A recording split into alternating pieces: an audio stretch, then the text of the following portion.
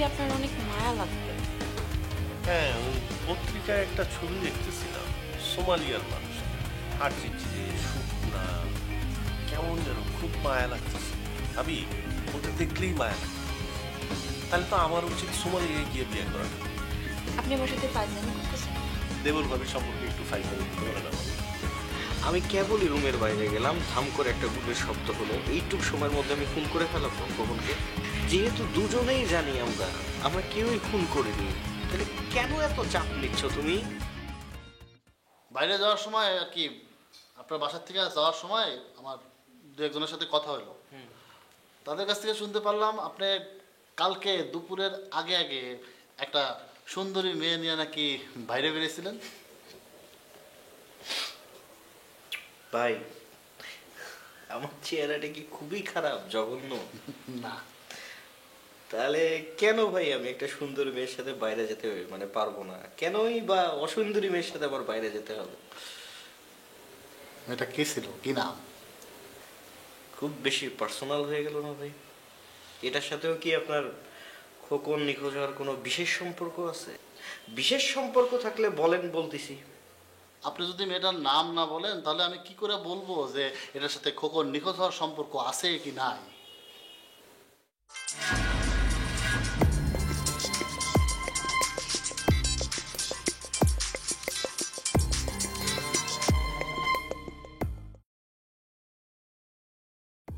কি হবে ভাই, আপনারা বললেন যে আপনি এই অ্যাপার্টমেন্টে একা থাকেন, তা ভিতরে ফোন বাজতেছে কেন? ভাই, মানুষের 4টা 5টা করে ফোন থাকে, এতই অভাগা আমি। আমার 2টা ফোন থাকলে প্রবলেম। বাইর হওয়ার সময় দেখলাম একটা মেয়ে মানুষের স্যান্ডেল, আর এখন ভেতরে ফোন বাজতেছে। কে? কালকের ওই সুন্দরী মেয়েটা ভেতরে নাই তো?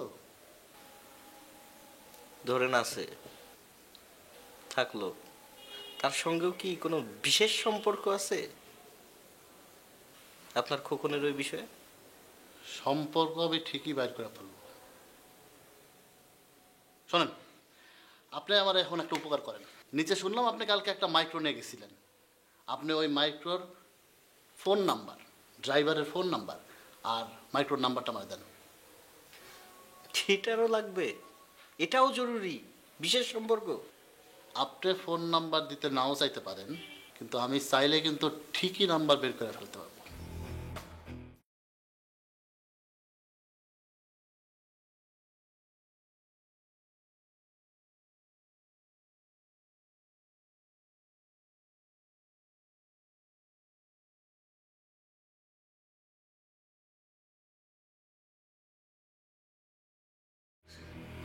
তুই কি পাগল? হ্যাঁ, মাথার তার মার সব গেছে। কেন, কি হয়েছে? কিচ্ছু হয় নাই। কি হবে? কিচ্ছু হয় না। ওই যে পাশের রুমে ওই পুলিশ ব্যাটাটারে আমি প্রচন্ড রকম বিশ্বাস করানোর চেষ্টা করতেছি যে আমার বাসায় আমি ছাড়া আর কেউই নাই, মেয়ে তো নাই। আর ঠিক এই সময় তোমার এই মোবাইলটা ধাম কইরা বাজা উঠলো। Sorry sorry sorry Suman, extremely sorry. না না না, তুমি পাগল না, আমি বলতে ভুল করছি, আই এম সরি। তুমি সাইকো, তুমি মোবাইল সাইকো। কিছু কিছু মানুষ আছে না, উঠতে বসতে ড্যাশ ড্যাশ সব জায়গায় তার মোবাইল লাগে। তুমি হচ্ছে সেই লেভেলের হচ্ছে সাইকো। ভালো তো, ভালো, গুড। সুমন, আচ্ছা আমার ইম্পর্টেন্ট কলও তো আসতে পারে না? হ্যাঁ, তুমি তো মানে কি বলবো, তুমি তো ট্রাম্প, ওবামা, তোমার তো ইম্পর্টেন্ট কল আসবেই। হ্যাঁ আচ্ছা বাবা, বললাম তো সরি সরি।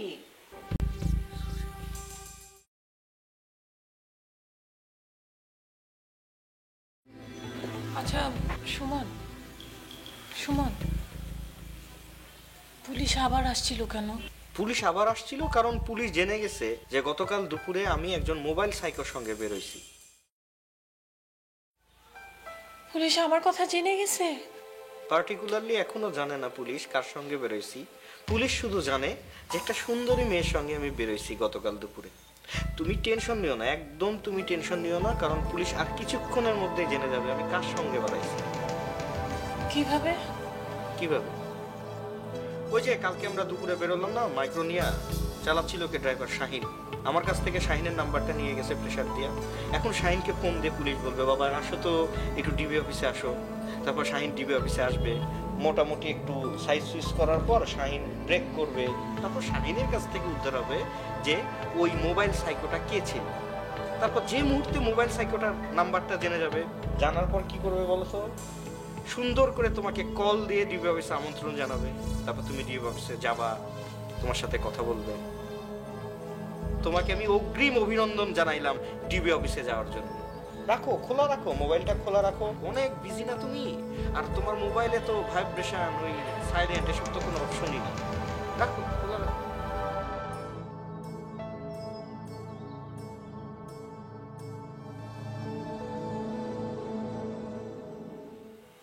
তুমি কাল ববির ওখানে গিয়েছিলে?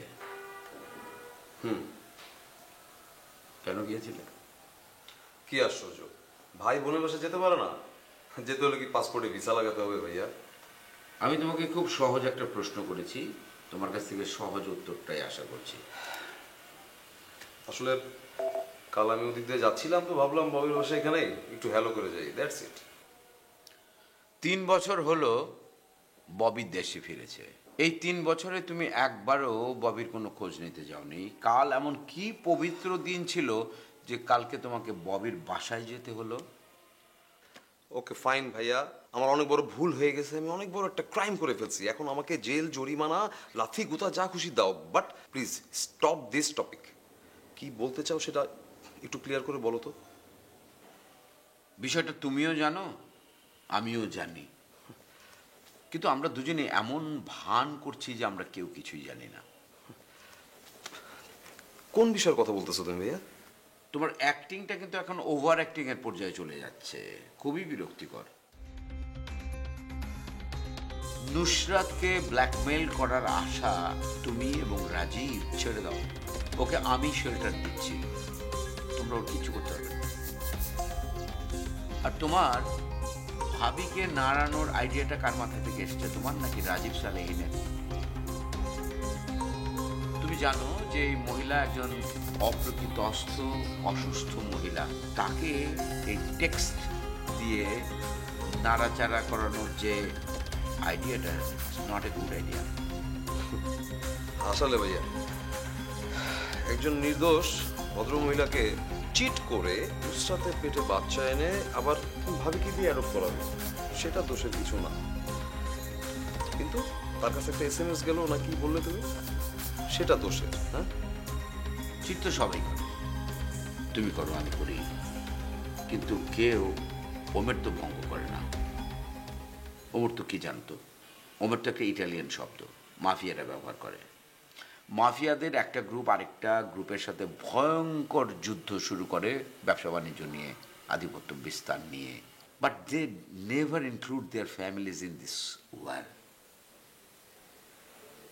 এই যে অলিখিত চুক্তি, এটাই হলো ওমেরতো। বাট আনফর্চুনেটলি তোমরা তোমার ভাবিকে এখানে ইনক্লুড করে ফেলেছ। I will take it personally. Shafkat, একটা ফুটফুটে বাচ্চা পৃথিবীতে আসতে যাচ্ছে,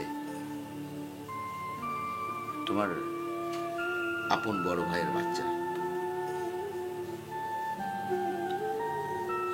চোখটা বন্ধ করে একবার বাচ্চাটার মুখটা চিন্তা করো, ভাবো, ফুলের মতো নিষ্পাপ একটা বাচ্চা, তাকে বিজনেস প্রোডাক্ট বানিও না,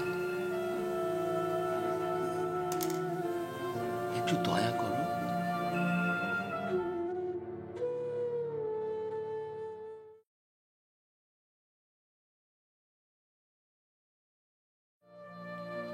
এই নাম্বারটা খুব ভালো করে দেখো, এটা কি তোমার গাড়ির নাম্বার? জি স্যার, আমার মালিকের গাড়ি, আমি চালাই। ও, এই গাড়ি কালকে কোথায় ডিউটি করছে? সুমন সাহেবের ইউনিটে। তার মানে সুমন সাহেবের কালকে শুটিং ছিল? শুটিং ছিল না, ঘুরতে পেরেছিল। ঘুরতে পেরেছিল মানে? জি, ওই যে এক সুন্দরী নায়িকা ছিল, ওনার ফিল্মের নায়িকা হবে নাকি, তানিয়া করে নাম, ওনাকে নিয়ে ঘুরতে বেরিয়েছিল। তানিয়া? তানিয়া মানে ওই আদনান সাহেবের ছোট বোন? আমি সঠিক বলতে পারবো না স্যার। আচ্ছা, তোমরা ঘুরতে কোথায় কোথায় গেছিলা? আশুলিয়ার দিকে গেছিলাম স্যার। তারপর? তারপর সুমন সাহেব আমাকে 2000 টাকা দিল, বললো তুমি চলে যাও, গাড়িটা আমি চালাবো সারাদিন। তাই আমি চলে আসলাম। তোমার 2000 টাকা দিয়ে বললো চলে যেতে, তুমি চলে আসলা গাড়ি ফেলায়া? হ্যাঁ, সুমন সাহেব তো খুব ভালো মানুষ, ভালো ড্রাইভ করে, আর তাছাড়া মালিকের কাছ থেকে সারাদিন গাড়ি চালায় 800 থেকে 1000 টাকা পাই। 2000 টাকা পাইলাম, লাভ মনে করে চলে আসলাম। তুমি খুব চালাক একটা ছেলে, তোমারে আমার সন্দেহ হইতেছে। তুমি আমার কাছে কিছু একটা গোপন করতেছো, সত্য করে বলো আর কি জানো? আমি স্যার সামান্য একজন ড্রাইভার, আমি এর বিষয়ে তো আর কিছু জানি না। সত্যি করে বলো তুমি আর কি কি জানো? তুমি যদি কালকের ঘটনার মধ্যে এমন কোনো ঘটনা ঘটছে যেটা তুমি গোপন করে গেছো, পরে জানা গেছে, তাহলে কিন্তু তোমার খবর আছে। এই যে তুমি যে বললা ওরা দুইজন ছিল, এর বাইরে আর কেউ ছিল না? থাকলে তো আমি দেখতামই স্যার, আর কেউ ছিল না। তাছাড়া ধরো কেউ ছিল না বুঝলাম, কিন্তু এমন কোনো ঘটনা, এমন কোনো কিছু ঘটছে যেটা তুমি দেখছো, এখন বলতেছো না বা তোমার মনে নাই, একটু মনে করার চেষ্টা করো না। জি স্যার, সুমন সাহেব প্রথম যখন গাড়ির কাছে আসছিল, এত বড় একটা সালার বস্তা নিয়ে আসছিল, ভিতরে আপনার বিছানার চাদর দিয়ে মোড়ানো কিছু ছিল, অনেক ভারী টাইপের বস্তা ছিল একটা। হ্যাঁ, পরে তুমি তার জিজ্ঞেস করো না যে ওই বস্তার মধ্যে কি আছে? জি, সুমন সাহেব বললো ওনার বাড়িতে অনেক মদের বোতল জমে গেছে, সেইগুলো অনেক দূরে কোথাও ফেলা যেতে চাচ্ছে।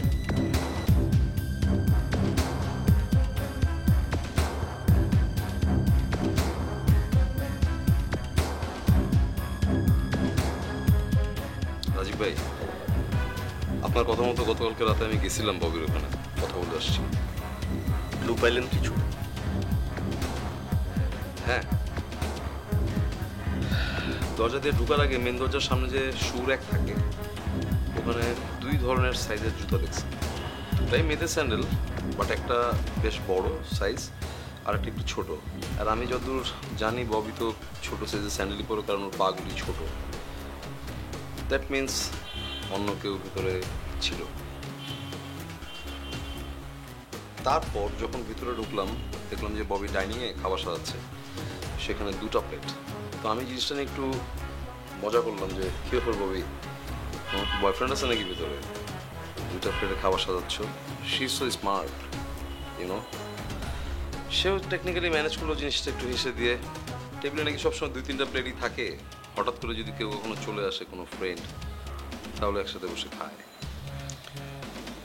আপনার কি মনে হয়? আমি 60%-এর উপরে শিওর নুসরাত ওখানে আছে। এত শিওর? কারণ একটা সময় খেয়াল করলাম ফ্রিজের পাশে একটা ছোট টেবিল ছিল, ওই টেবিলের উপর একটা বোতল রাখা, ভডকার বোতল, ম্যাঙ্গো ফ্লেভার। আর আপনি আমি দুজনই জানি নুসরাত ম্যাঙ্গো ফ্লেভার ভদকা খুব পছন্দ করে খেতে। আমি যতদূর জানি যে ববি হার্ড ড্রিঙ্ক খুব একটা নেয় না, আর যদি খায়ও ম্যাক্সিমাম রেড ওয়াইন পর্যন্ত। That's it. আপনি যে কত বড় একটা কাজ করছেন আপনি নিজেও জানেন না। এবার আমাদের খেলা শুরু হবে। না রাজীব ভাই, আমাদের না, খেলাটা এখন শুধু হবে আপনার। I am sorry to say that আমি আর এই খেলাটার ভিতর নেই। কেন? ভাই, আজকে সকালবেলা বড় ভাই তার রুমে আমাকে ডাকছিল, অনেক কথা বললো, অনেক রিকোয়েস্ট করলো যে একটা বাচ্চার তার খুব শখ, সে একটা বাচ্চা চায়। জানেন, একটা টাইমে সে আমাকে খুব করুণভাবে রিকোয়েস্ট করলো যে প্লিজ শাফকাত একটু দয়া করো, আমার একটা বাচ্চা খুব দরকার, আমি একটা বাচ্চা পেতে চাই। এমনভাবে বলছে, এই কথা বলার পর আপনি একটু চিন্তা করে দেখেন, আমি আর বলতে পারতেছি আমি পারবো না ভাই। মানে আপনি একটা গাছের চারা লাগাইলেন, সারা বছর ধরে গাছটারে বড় করলেন, গাছটা এখন ফল ধরছে, ফলটা পাড়ার সময় আপনি থাকবেন না?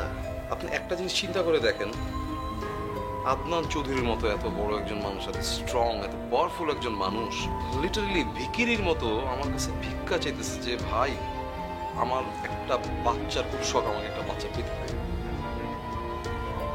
এরপর আমি কিভাবে আর পজিশনে দাঁড়াই ভাই। আমি তো এতদিন আপনার সাথে ছিলাম, অনেক দূর পর্যন্ত আপনাকে আগায় দিলাম। গেম ইজ অল ইয়োর্স না, বাকিটা আপনি শেষ করুন। আমি আর নাই ভাই, আমি এক্সট্রিমলি সরি। রাজীব ভাই, আমাকে আপনি ভুল বুঝবেন না প্লিজ, রাগ করেন না। আমি আপনার সাথে ছিলাম, আসি, থাকবো, শুধু এই গেমটার সাথে আমি আর নাই।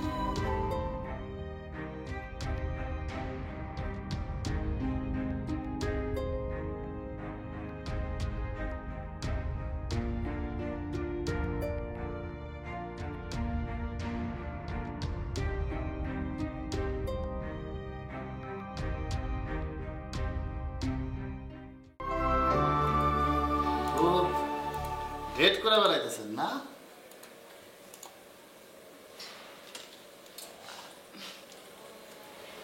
মানে গতকাল ডিরেক্টর সুমনের সাথে আপনি আশুলিয়ায় ডেটে যান নাই? Long drive.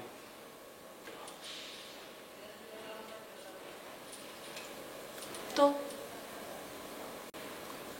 আপনার হবু হাজবেন্ড রাজীব সালিম কি জানে ব্যাপারটা?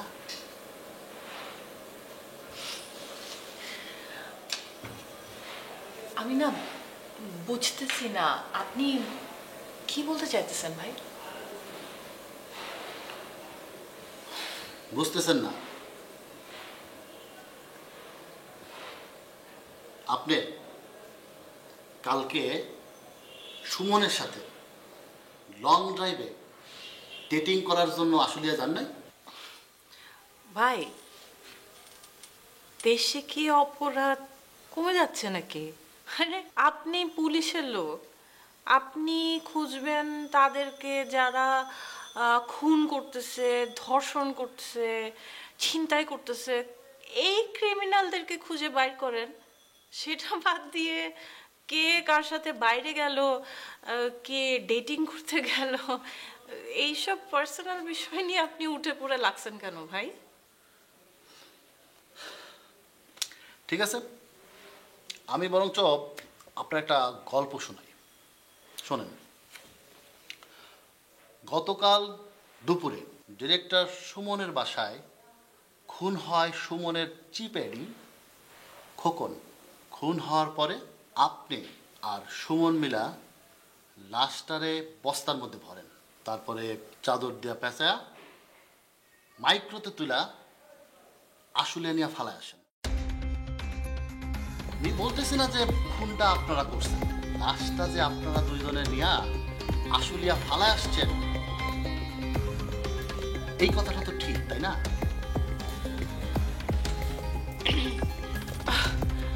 কি বলতেছেন এগুলো আপনি? মানে লাশ, খুন, আমি আমি কিছু বুঝতেছি না ভাই। মানে শোনেন, আপনারা যে মাইক্রোতে গেছিলেন, ড্রাইভারের নাম ছিল শাহিন। ওরে আমি এখানে ধরে নিয়ে আসছিলাম, ওরে জেরা করছি। জেরা করার এক পর্যায়ে ও স্বীকার গেছে যে আপনারা দুইজন এত বড় একটা বস্তা নিয়ে মাইক্রোতে উঠছিলেন। কি ওঠেন নাই?